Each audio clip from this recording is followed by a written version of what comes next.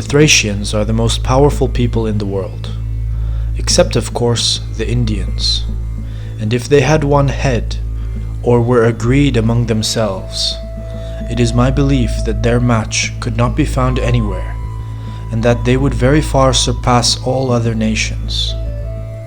But such union is impossible for them, and there are no means for ever bringing it about.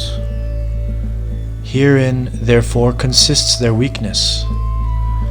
The Thracians bear many names in the different regions of their country, but all of them have like usages in every respect, excepting only the Getae, the Thraci, and those who dwell above the people of Creston.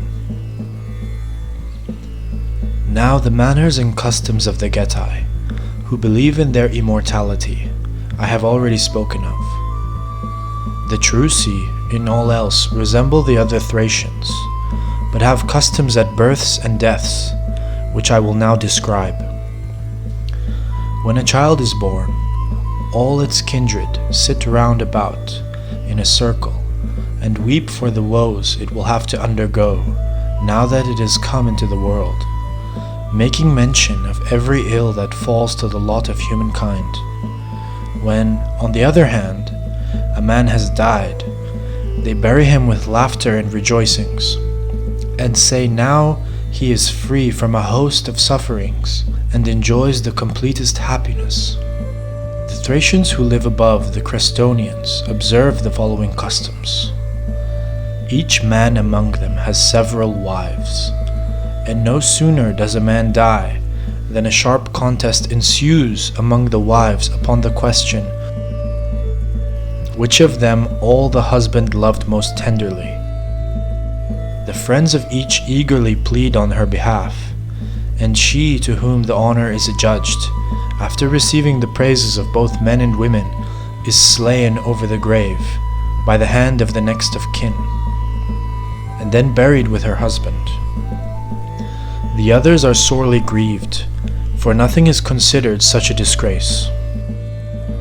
The Thracians who do not belong to these tribes have the customs which follow.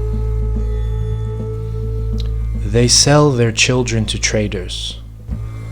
On their maidens they keep no watch, but leave them altogether free, while on the conduct of their wives they keep a most strict watch. Brides are purchased of their parents for large sums of money. Tattooing among them marks noble birth, and the want of it low birth. To be idle is accounted the most honorable thing, and to be a tiller of the ground the most dishonorable. To live by war and plunder is of all things the most glorious. These are the most remarkable of their customs. The gods which they worship are but three: Mars, Bacchus, and Dion.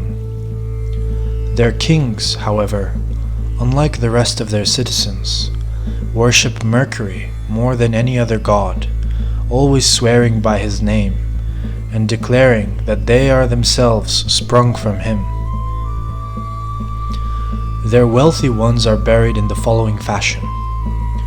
The body is laid out for 3 days, and during this time they kill victims of all kind and feast upon them, after first bewailing the departed.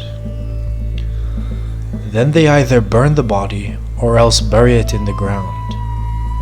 Lastly, they raise a mound over the grave and hold games of all sorts, wherein the single combat is awarded the highest prize. Such is the mode of burial among the Thracians. As regards the region lying north of this country, no one can say with any certainty what men inhabit it. It appears that you no sooner cross the Ister than you enter an interminable wilderness. Thank you guys for listening. Please be sure to like and subscribe, and hit that notification bell if you'd like to see more history leaks in the future. Take care.